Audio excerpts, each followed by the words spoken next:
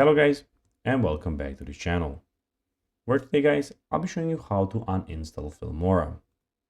So guys, the first thing that you of course need to do is go and download Filmora so it can be deinstalled.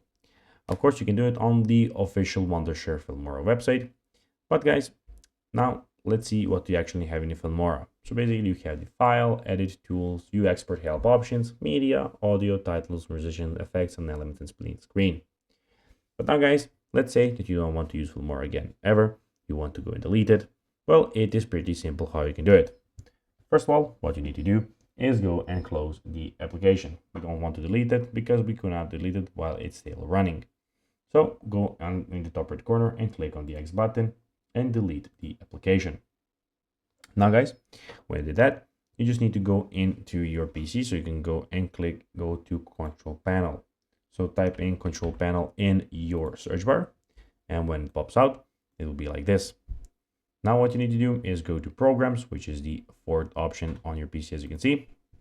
Go to programs and features, uninstall a program, click on it. Now you need to go and find Filmora out of all of these options. When you find it, Filmora, just a second, I need to find it also. Wait a second. You can go and search it also in the search bar, but I just want to find it like this. Just a second. Okay, I'm having a hard time finding it.